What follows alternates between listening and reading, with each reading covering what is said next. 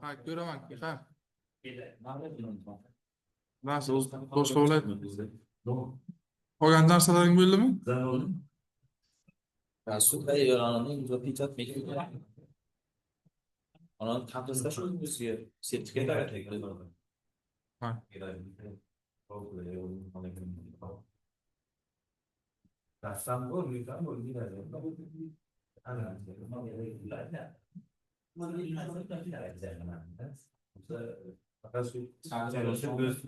Yo'q o'g'li. Sen nimaga zerikasan? Chiqartirishga o'zi zerikish kerak emas. Qanday kech bo'ladi? Bir sut qoldirganga masala chiqarib keldik yozga. Zerikma undan.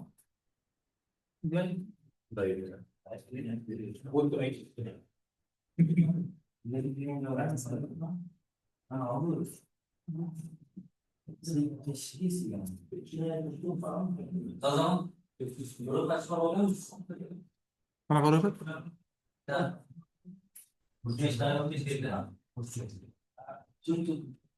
Ro'yxat taqlaymi?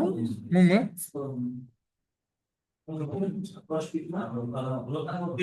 Ha.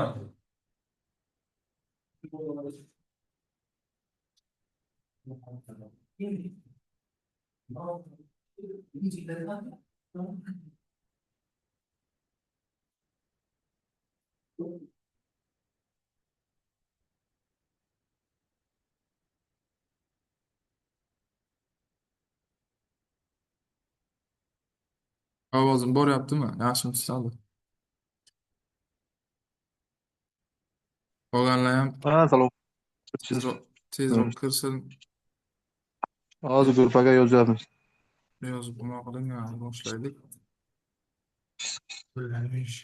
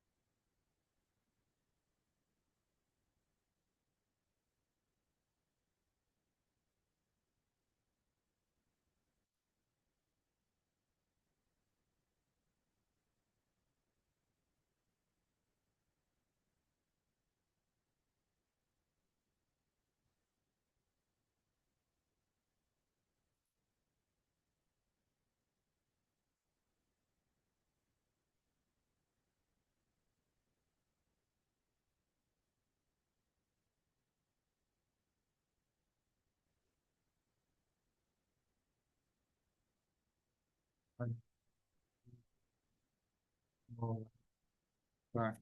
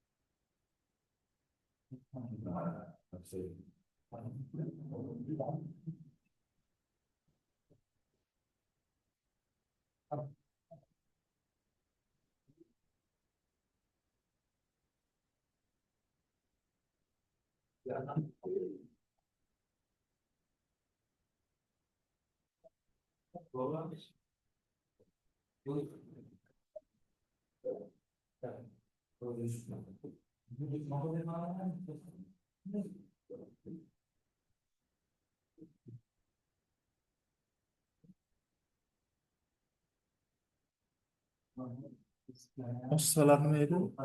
Asqar Adilov.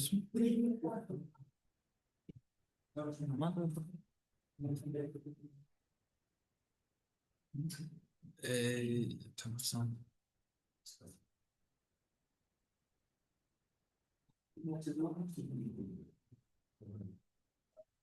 Which map bu?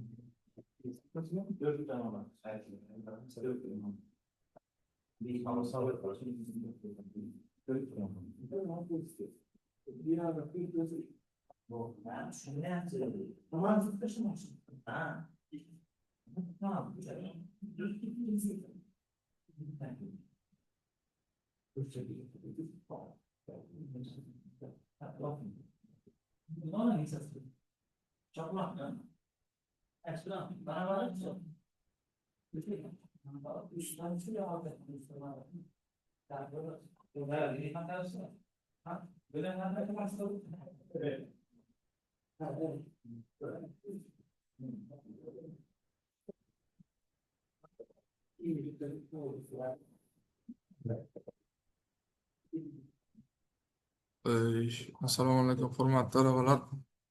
Demak, darsimizni boshlaymiz. Bugun C++ builder muhitida, demak,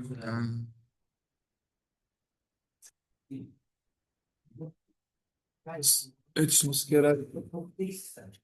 Demak, checkbox komponentini o'tishimiz kerak. Buning uchun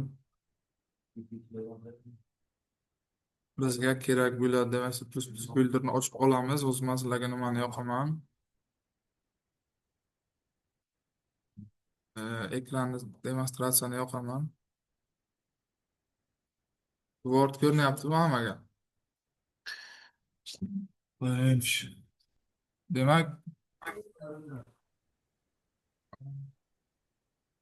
ovozim yaxshi eshitilyapti. Manimcha, demak, checkbox komponenti bilan ishlash bizga yordam beradi. Demak, button, label, edit, panel yordam beradi. Demak, qisqacha texnik izoh berib o'tib ketaman. O'zi bu nima? Checkbox degan komponent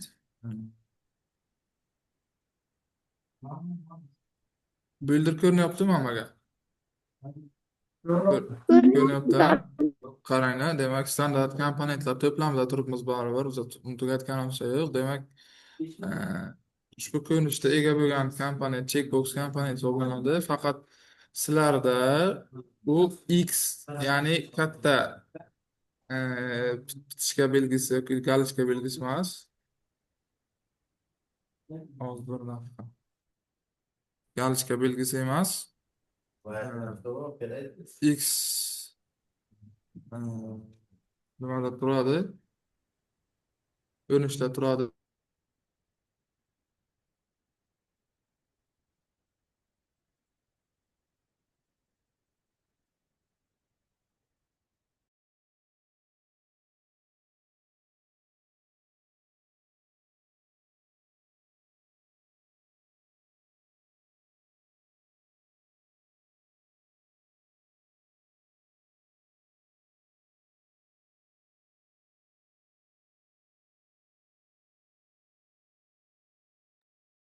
Demak, ushbu kompaniya uni uni kepsini bor. Eslaringizda bo'lsa, faqat men aytganim Yedit komponentasida ish Yedit komponentasida tekst bor. Qolgan ko'p komponentlarda caption bo'ladi. Biz caption orqali uni oldidagi o'sha so'zni o'zgartirish mumkin. Demak, ishlatib ko'ramiz. Hozir ko'rinadi. Demak, faqat holat bor ikkita. Demak, ana ko'p xil tanlash yozuvi bor va tichkani galichka bo'lish holati va olish, ya'ni tichka holati va bo'lmagan holati turibdi. Hammaga ko'rinyaptimi? Ko'rinyapti domla. Xo'sh, bu yerda endi nima topshiriqlar bo'lishi mumkin deymiz. Bir boshdan ko'rib o'tamiz. Nimalar qila olamiz biz bilan. Demak, 2 va 3 holatda tanlash mumkin. True belgilangan, false belgilanmagan. Ko'pincha ikkita holat. Demak, state, unchecked, checked, noaniq holatlar holati bor. Allow grade, true.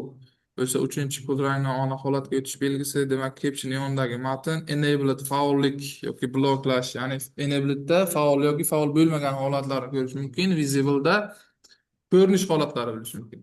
Endi bu qisqacha asosiy demak xususiyatlari edi. Endi hodisalarga o'tamiz. On click va on change, ya'ni checkbox uchun on click asosiy hodisa hisoblanadi.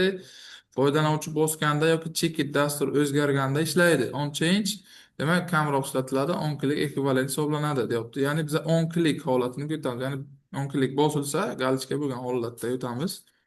Ko'pincha endi bitta bash holat ko'rib o'tamiz. Demak, topshiriq 1, ya'ni checkbox bosilganda label matni va rangini o'zgartirish vazifa tavsifi. Checkbox belgilanganda label matni tanlandi va rangi yashil bo'lsin belgi olib tashlansa tanlanmadi va qizil bo'lsin degan demak vazifa qo'yilyapti. Interface formaga bitta checkbox, bitta label tashlaymiz.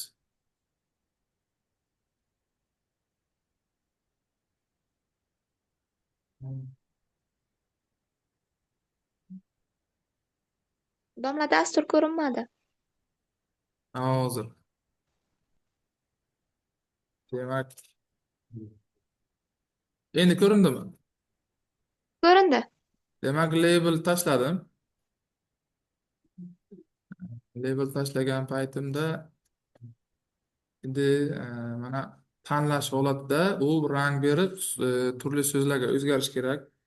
Demak, kodini yozishni boshlaymiz. Biz uni demak topshiriqqa asosan on click hodisasiga o'tishimiz kerak. Ya'ni yana bitta topshiriq propertyni sozlash, ya'ni xususiyatni o'zgartirishimiz kerak. Checkbox 1 ni captioniga statusni o'zgartirish degan matnni berishimiz kerak ekan. Tanlayman.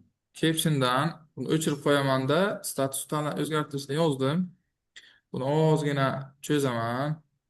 Font berishga demak harakat qilaman. Demak, fonti bor ekan. Demak, Times New Roman Polishirni 14. Okey. Bo'ldi. Label 1ni ham fontini o'zgartiraman.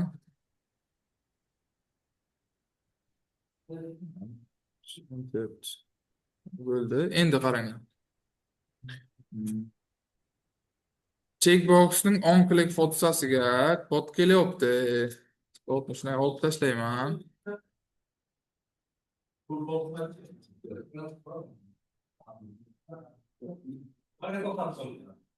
Tashladim. Nima deyapti bu? Kodni tushuntiraman. checkbox checket bo'lganda, ya'ni tanlanganda labelli caption tanlandiga o'zgarish kerak va yashil rangga o'zgarish kerak. Aks holda, ya'ni tanlanmagan holatda tanlanmadi va qizil rangga o'zgarishi kerak bo'lishi kerak bo'ladi. Ishlatib ko'ramiz. Demak, ana birinchi martada demak tanlandi. Status o'zgartirsa tanlanmadi. Demak, tanlandi, tanlanmadi. Tanlandi, tanlanmadi. Ko'rdingizlarmi? Ko'rdik domla. Qo'y, savol bormi? Shu qismidan. Nima qayerdan kelyapti? Nima bo'ldi? Ya'ni bu yerda bitta narsa bor. Checkboxda checket ana checket degan narsa bor. False turibdi. Nimaga unday turibdi? Ya'ni birinchi martada false turadi tabiiy holat. Chunki nimaga ana bu belgilangan holatda turishi, ya'ni fichkani bosilgandagi holatda turish xususiyati. Biz o'shani o'zgartiryapmiz kod orqali. Ko'ringlar.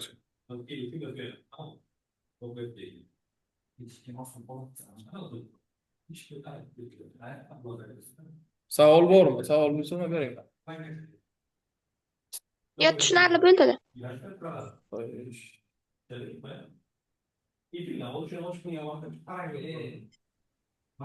Assalomu alaykum domla. Assalomu alaykum. Yaxshimisiz? Bu domla topshiriqqa ham shu bo'yicha bitta topshiriq joylangan-a? Checkbox bo'yicha. Topshiriq joylash kerak edi, mana joyladim. Radio batni yangi bu darsga mavzuga ham joylab qo'ydim, bunga ham joylab qo'ydim. Bu ham xuddi shunday bajariladi-da. Shunday bajar, endi topshiriq hozir aynan shunday emas. Topshiriq o'qib ko'rish kerak. Topshiriq o'qish Yo'q, kerak. bunda checkbox bilan label bor, keyin nima ham bor? Uchtalik berilgan checkboxda. Ha, checkbox boshqacha. Ishlatib ko'rasizlar. Xo'p. Modulga hamma kira olyaptimi o'zi? Domla, shularni bir ko'rib bersangiz bo'laydi, to'g'ri bajaryapmizmi, yo'qmi?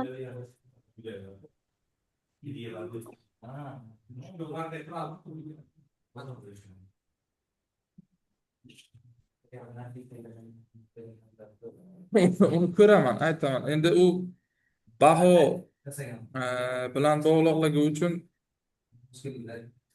bajarib menga screenshot tashlanglar deganda ko'rib boryapman. Maqtab ko'ryapman. Endi shunga qarab men joriy qo'yaman-da.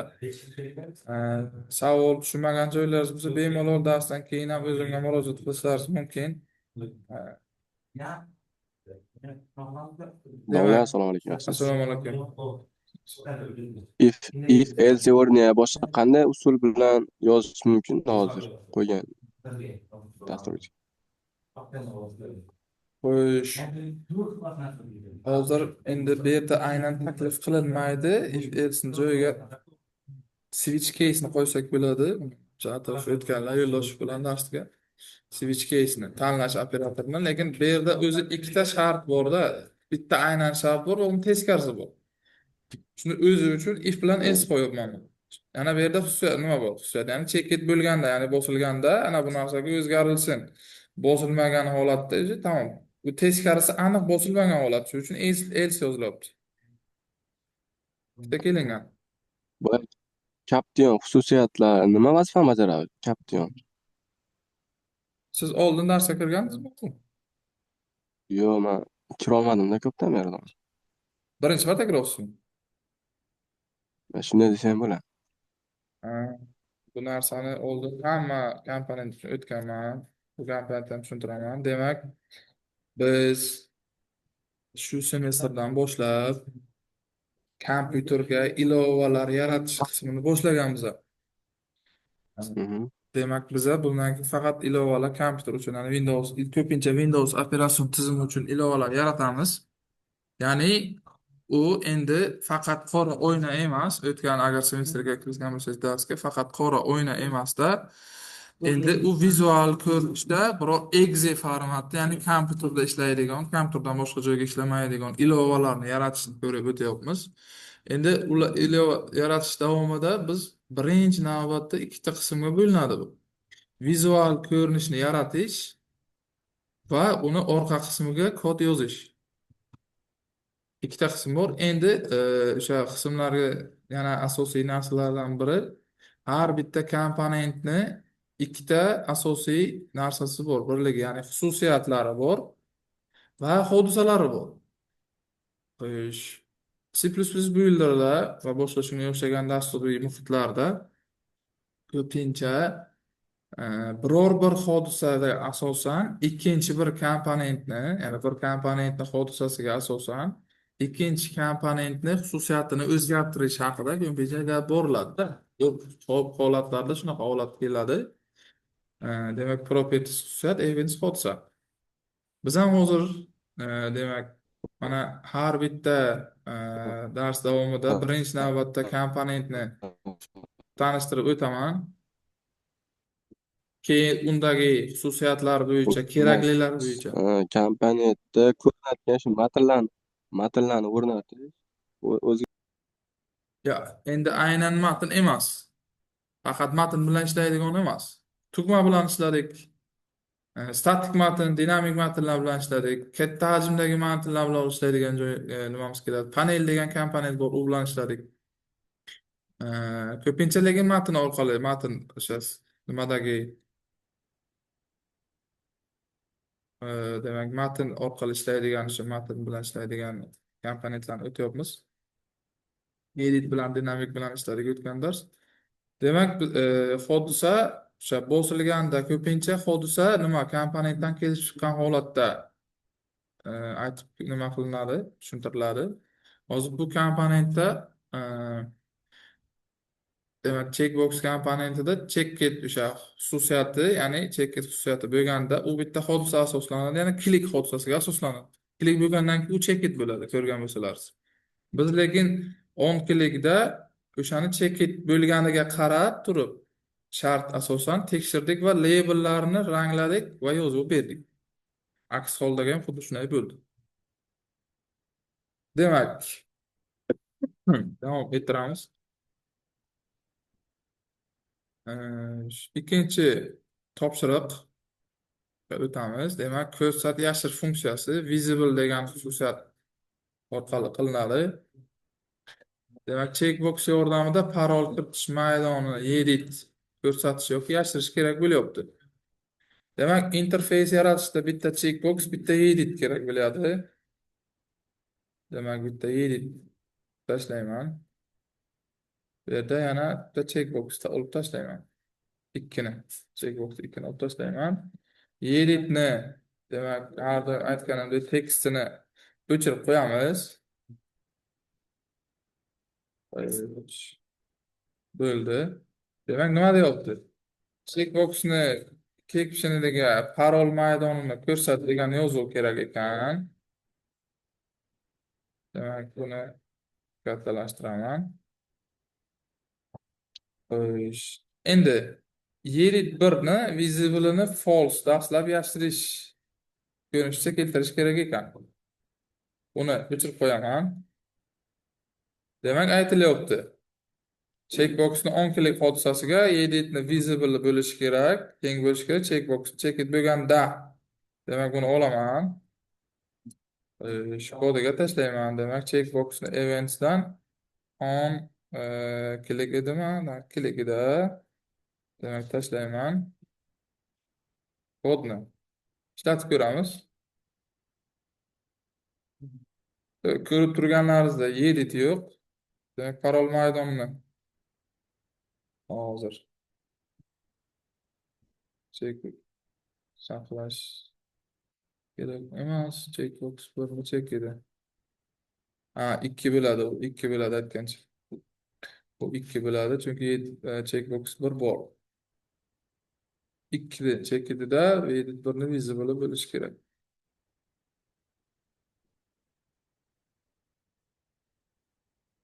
Ko'rdingizlar? Demak, parol maydonini ko'rsatishni olsam, edit ochiladi, ana yoziladi. Ursam o'chiriladi. Chiqadi, o'chiriladi, yana chiqadi. Tushunarli bo'ldimi? Bir-biri bilan komponentlar bilan bog'lanishni ko'rdik.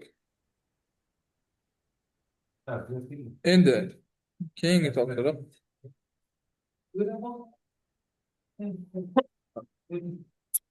Demak, faollashtir, o'chir degan topshiriq. Domla. Bu hech topma. Hech topma gapiring. Ha, qarang, mana bu shu C++ Builder dasturini yaxshiroq o'rganish uchun qo'shimcha yana qanday adabiyotlar bormi? Adabiyot bor, faqat o'zbek tilida emas, Shu. rus tili va ingliz tilida bor. Aha, Adabiyot. Tashlab beraman. Kerak bo'lsa tashlab beraman. Modulga ham tushunarli. qo'yib, Rahmat, domla. Xo'p, modulga ham qo'yaman keyin. xo'p, Demak, xo'p, rahmat. 3-topshiriqqa faollashtirish va o'chirish nimasi berilgan? Tushunchasi, ya'ni enabled degan xususiyat bor. Vazifa tavsifi foydalanuvchi shartlarga rozilik bildirmasa, davom etish tugmasi bosib bo'lmaydigan kulrang holatda bo'lsin. Demak, interfeysda bitta checkbox, bitta button bo'lishi kerak. Ochamiz.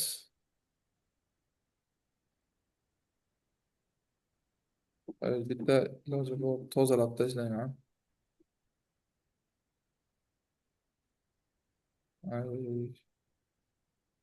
Demak, bu o'zi qayerdan chiqardi?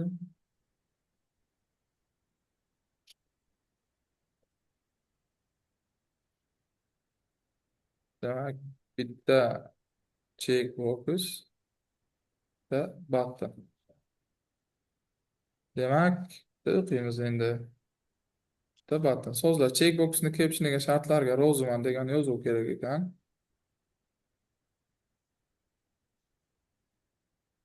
Tashlaymiz.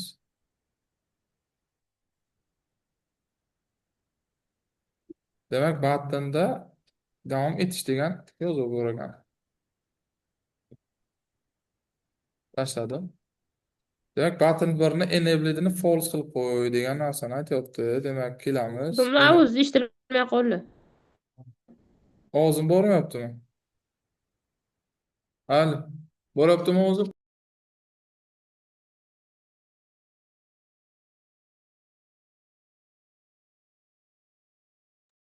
Shoshmang. Demak, qaranglar. Tashlab qo'ydi. O'zgina internetdan muammo bormi nima menda? Ko'rinyapti, ha? Ko'rinyapti. Ekran ko'rinyapti. Demak, bularni bajardim. Shartlarga roziman degan qism bor. Button 1ni captioniga davom etish degan tugmani mana qo'ydim. Button 1ni enabled false degan qismi qoldi xususiyati. Bu nima degani? Ya'ni ana bu yerda mana buttonni tanlagan paytlarda Object Inspector'dan enabled degan xususiyati bor. Shuni false qilib qo'yaman. Ya'ni faol bo'lmagan holatda yutib qo'ydim. Checkboxni on click hodisasiga endi kodini yozamiz.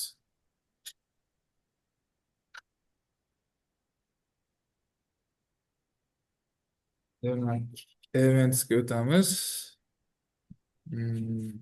Checkbox bu to'g'ri, bu kodni o'chiraman. Tashladim. Kodam hozircha bizga kerak emas. Domla shu checkbox qayerdan olinadi bitta ko'rsatvoringmi? Checkboxni ko'rsataman, faqat bitta narsaga e'tibor berib qaranglar. Eski C++ oldirib tashlab berdim-ku men. E'tibor bergan bo'lsalarsiz. Bunda sal ko'rinish boshqacha bo'ladi. X usti nimaga olinganda. Standart komponentlar X to'plami. chaqirgan. Ana shu. Aha. Ana shu. Manda Domla qarang. Bu yerda hozir yana bu enablega yozyapsiz-ku. Hep nima bilan? O'shani shunday to'g'ridan to'g'ri ustiga 2 marta bosib yozsak bo'lmaydimi? On click qilmasin. Bo'ladi. Ha, on click qilmasin. Bo'ladi. Yacheykan ichigami? Uni hamma bilmaydi. Shuning uchun men asosan faqat eventsdan, hodisalar bo'limidan on click ustiga bosgandan tushuntiraman. Bo'ladi. Ha, unday yozsak ham bo'ladi, yacheykan. Bo'ladi, uni ham bo'ladi, ha. Xo'sh, endi demak, biz bo'ldik, uni checklet qilib ham bo'ldik. Demak, faqat checkbox belgilanganda tugma faollashadi deyilyapti. Endi qaranglar. Sizlarga hozir uncha ko'rinmaydi. Qarang, ana. Manda hozir davom etish tugmasini bosish holatda emas, ko'rgan bo'lsanlar. Bu kulrang bo'lib qoldi. Prozrachniy bo'lib qoldi. Bosib bo'lmaydi. Men buni bosaman, endi bosish holati ko'rasizmi? Bu qayerda bosaman? Ko'rindi. Ko'rinyapti, lekin bosib bo'lmaydi. Ana endi bosib bo'ladi. Passiv aktiv turibdi. Ha, demak o'sha faol enabled deganda mana visible bilan enabled ni farqi bor. Visible formadan uni formadagi ko'rinish holati. Formada ko'rinish holati enabled faol emasligini bildiradi. Ikkita narsa o'rtoqlar, bitta narsa emas, e'tibor beringlar. Faol nofaol bilan ko'rinmaslik boshqa narsa. Tushunarli? Demak, shu tugma orqali checkboxni checkit qilgan hodisamiz, ya'ni klik bosgandagi hodisamizda buni aktiv yoki faol nofaol holatga yetkazish tugmani o'sha kodda keltirilgan edi. Endi chiroyli bitta topshiriq bor. Vaqtimiz bor, ma'lumotcha vaqtimiz bor. Demak, bir nechta checkbox orqali font uslublarini o'zgartirish. Demak, 3 ta checkbox olish kerak. Bold, italic, underline qilishimiz kerak. Label shriftni boshqarishimiz kerak. Bu uchun 3 ta checkbox va bitta label olamiz. Demak, buni ham bajarib ko'ramiz. Buni o'chiramiz. Kelinglarki, bitta, ikkita, demak, 3 ta. Xo'sh. Oldim. Tamam.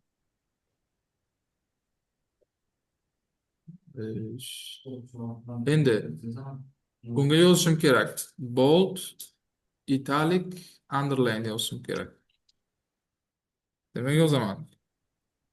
Bold, italic.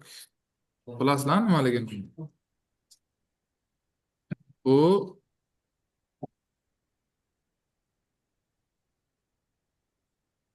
Word'dagi 3 ta, demak, nima? Ak chiziqli, nima? Jирный, ya'ni yo'g'on.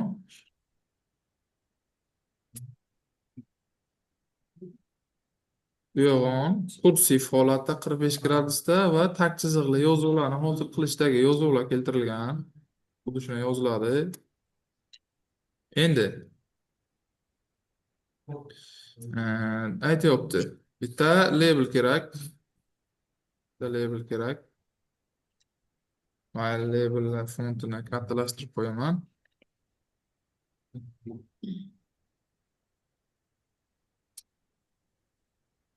Endi aytyapti. On-click hodisasini yozishimiz kerak. Hammasiga bitta handler biriktirish mumkin.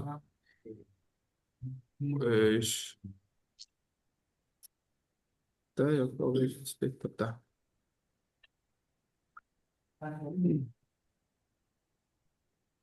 Anamlar qilib ko'chiraman. Da aytyapti checkbox birni on-clic'ida. Demak, buni on-clic'iga kiramiz. Va bitta tashlayman. 3 ta if bo'ldi.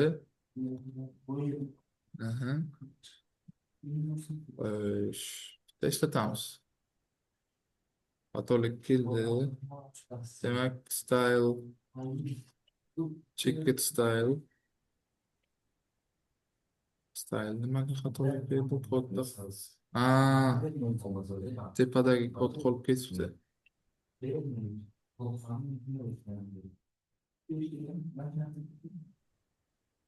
Ishladi. Demak, o'zi bo'lib turganda qaranglar. Ko'rdingizlar, o'zgarayotganini. Endi Label Jirni bo'lyapti, yo'g'in bo'lyapti. Xo'sh. Buni ham 10 kunligiga demak, buni shunday tashlaymiz.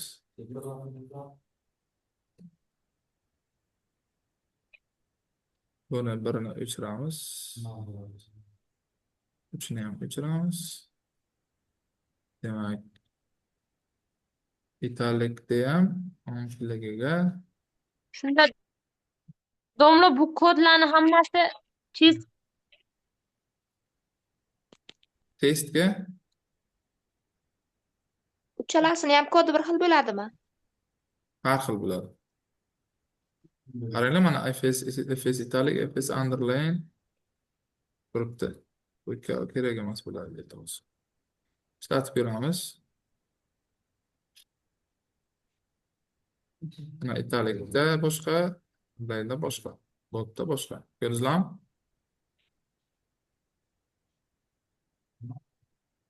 Mana. domla har bitta kod o'sha chess boxda o'zini alohida nimasiga alohida yoziladi uchalasiga. Uchalasida ham kliklariga yozildi. Ko'rdinglarmi?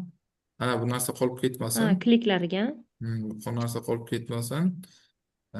Demak, fontni stayli ana bu stayldan olib kelyapti keyin. Shigit bo'lganda.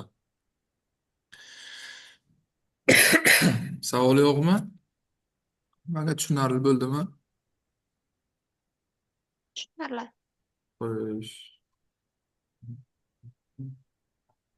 Demak, savol bo'lmasa darsni yakunlaymiz. Faqat bitta narsa bor. Men yuklayapman. Sizlar vaqt topib o'sha yuklangan zadaniyalarga, ya'ni topshiriqlarga fayllarni yuklab qo'ysalaringiz, o'sha nima payti vaqt topib o'zimga belgilab olaman. Joriy nazorat ochilgan payti demak, o'sha joriy nazoratlaringizni qo'yaman. Ochilgan paytda endi taxminan yana 3 paralardan keyin ochiladimi, birinchi joriy ochilishi mumkin kerak bo'ladi. Chunki 7-8 para nimada ochiladi, o'zi 15 para bo'lsa, 7-8 paralardan keyin ochilishi mumkin.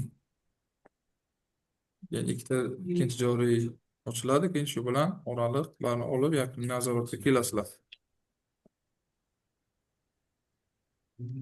Nechta amaliy joylaysiz domla? Biz standart komponentlardan barchasi demayman, o'sha asosan ishlatganlarimizni, men ko'rsatganlarimdan harakat qilaman o'sha nimaga joylashgan. Buni hali ko'pchilik tushunib ulgurmadida, o'sha vazifalarni qilish oladimi, yo'qmi? Chunki ko'pchilikda notebook yo'qligidan bu hali builder deb nima ham qilib, uстановка ham qilish olmagan.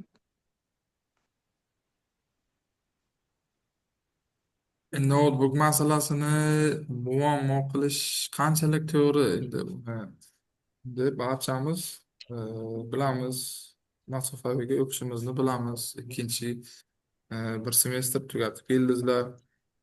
Hali yana 4 yil o'qiysizlar. To'g'rimi? Domla, buni markasiga farqi yo'q, eng arzon variantini olsa ham bo'lishadimi? Eng arzoni ham bo'ladi. Uncha nimaga kerak emas. Qimmat variant biz aynan bo'lishi shart emas. domla yaxshisini olsanglar keyinchalik ham foydalanasizlar, lekin nimasi qiyinroq ekan Windows 11 larni. Aynan Windowsga emas, endi qaysi domlaydilar uni? Yo'ldoshov yaxshisidan olsanglar keyinchalik ham foydalanib bilasizlar degdilar-da. Core 7 olgandimda men. To'g'ri, Komplektsida olsalar bo'ladi. sababi oldin keyingi kurslarda resurs talabgirroq bo'lgan dasturlash tillari yoki dasturlar o'tiladi-da. O'sha narsa uchun qaytib olmaslik uchun, ikkita ish qilinmasligi uchun nima qilishni maslahat beraman men ham. Agar endi baribir sharoitga qarash kerak. Sharoit qaralmasdan bu narsani majburan olsa, baribir kontrakt o'qiysizlar. Baribir nimaga sharoitga qarash kerak. Harakat qilish kerak, shu o'rtacha bo'lsa ham, nima qilsa ham aynan qimmatini emas, Bunga lekin ofis varianti ham bo'ladi. Ofis variantidan ishlasa bo'ladi. O'zi mana 4 gigabaytlik operativ xotiralik noutbuklar qolgan emas. Eskisini aytmaganda. Yangi 26-25 dan chiqqandan keyin hammasi 8 albatta bular hammasini ko'taradi. 8 ga 256 SSD desak ham sinan ko'taradi.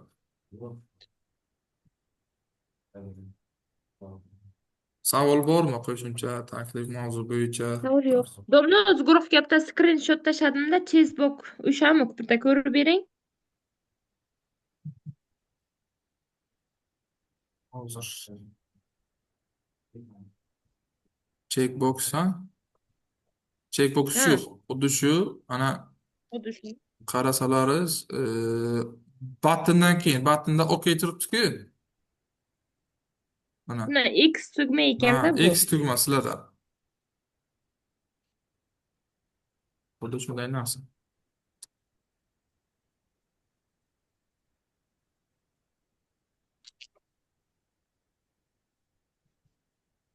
Men topshiriq tashlab qo'yaymi sizlarga buni? Ishlatib qaytib ko'rasizlar. Hozir guruhga tashlayman.